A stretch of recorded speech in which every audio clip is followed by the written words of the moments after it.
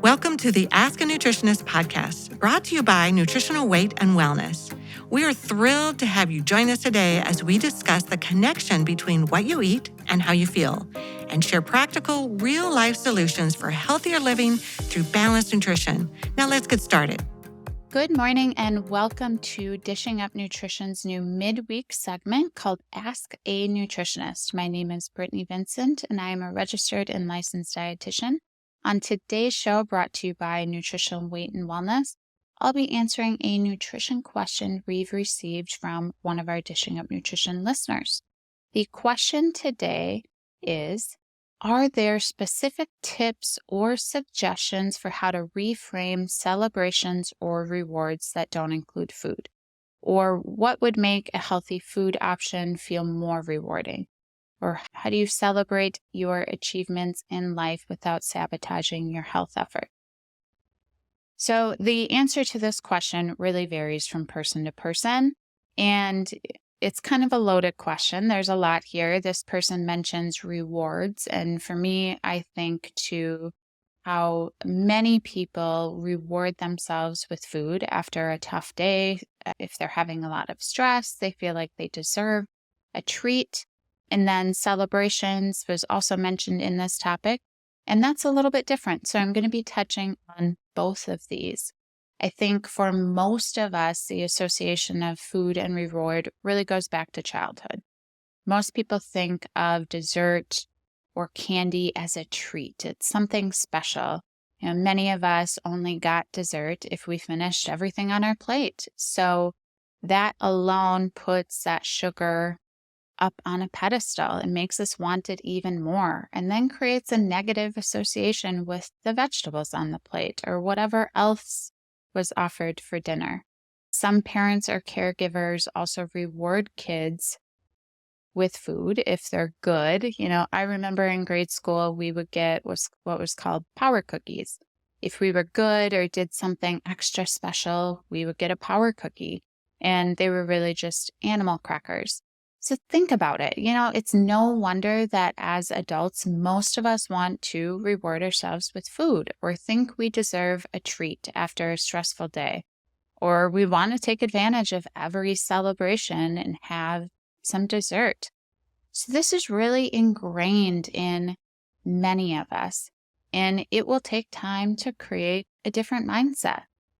So I've got some tips to overcome this mindset or association, and then we'll talk about how to approach celebrations as well. First, I think change the verbiage in your head. If you are somebody that is saying, I can't have this, I can't have that, instead of that, say, I'm choosing not to have this because it makes me have more cravings or it causes me a headache. I think a lot of people are more likely to reward themselves if they feel like they're restricted. And eating real food, it's a lifestyle. It's not this restrictive eating plan. It's not a diet. It's just about eating real food. And it's all about food choices, and the choices are always yours. And if you're constantly using that verbiage, I can't have that food, or that food isn't on my eating plan, then I think you're more likely to reward yourself with food. So instead of that mindset, I encourage you to switch the I can't have to I don't want to, or I'm choosing not to because XYZ. Let's use this scenario. Your coworker brings in these homemade cookies, and if you tell yourself, I can't have those cookies, it's human nature, you're going to want those cookies even more. And chances are, at some point, you're going to end up having one. Instead, if you said, I don't want to have those cookies because I know my knee pain will flare up, or it'll cause me more cravings, or it's not going to reach my health goals, by pausing and having that conversation with yourself, you're going to be a lot less likely to eat one of those cookies and just be able to move on with your day. I mentioned that pause factor. If you're ever tempted by food, pausing before making an impulsive food decision can really help. Just have a conversation with yourself. How are you going to feel if you eat that food? Maybe it tastes delicious and you feel good immediately, but that feeling does not last long at all. How are you going to feel afterwards? You can think about your health goals as well to help to motivate you and not give in to that temptation. Another tip is keep your blood sugar stable throughout the day. If you let yourself get overly hungry, combined with a stressful day, you're going to be way more likely to choose something high in carbohydrates or sugar and then reward yourself. Or if you let yourself get overly hungry and then you're going to an event, again, you're going to be way more likely to eat that dessert that's offered. So to keep that blood sugar stable, it really goes back to the protein, fat, and carb combination. And the protein and the fat specifically are going to help to reduce the blood sugar spike that you get from carbohydrates. And then eating regularly enough. Most people really need to eat 4, sometimes 5 times a day to keep your blood sugar stable. So by doing that, you're going to be able to, think more logically and make a different decision.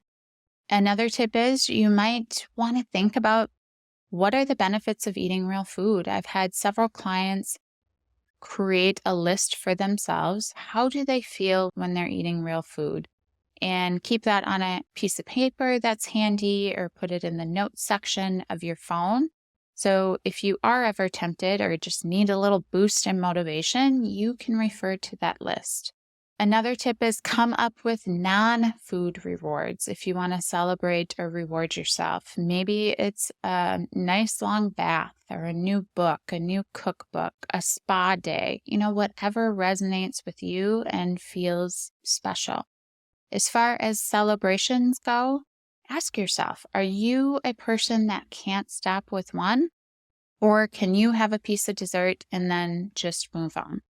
Knowing and accepting your own biochemistry will help you to know what the best approach for you is to navigate the celebrations. And realistically, if you partake in every single celebration, that could add up to a lot of dessert, right?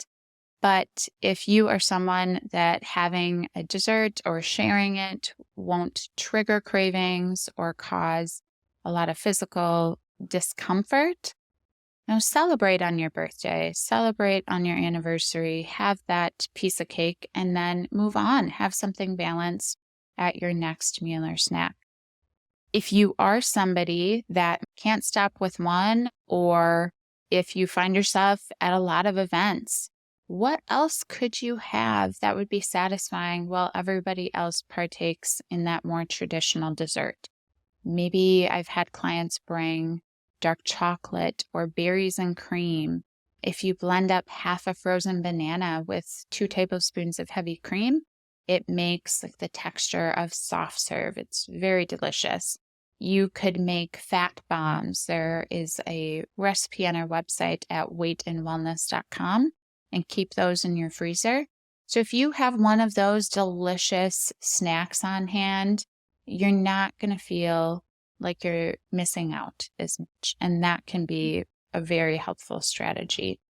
Another thought would be, instead of celebrating with dessert, what about celebrating with a nice steak dinner or splurging and buying some fish or seafood that you might not typically buy for yourself?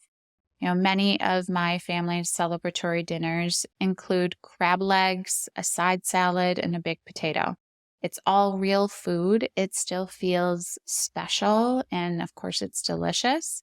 So think about doing something like that. And then I also want to add, if you do end up having that dessert or something, it's okay. It's not the end of the world.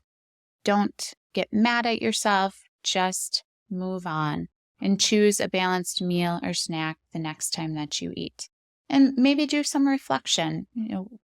Did you keep your blood sugar stable that day? Maybe it would have been easier if you brought something along to the party. Thinking about what could you do differently and in the next similar situation will just help you learn more about yourself to be more successful. I hope that this gave you a lot to think about in regards of how to approach rewards and celebrations. So thank you for listening to Dishing Up Nutrition's Ask a Nutritionist. If you have a nutrition question you would like us to answer, we invite you to join our Dishing Up Nutrition Facebook community by searching Dishing Up Nutrition on Facebook. This private group is moderated by nutritional weight and wellness nutritionists and nutrition educators and provides our Dishing Up Nutrition listeners with a safe, supportive community to ask questions, share ideas, and get inspired. Once you're a member of our community, we invite you to join the conversation and share your questions with us. So please don't be shy. If you have a question, let us know. We look forward to hearing from you.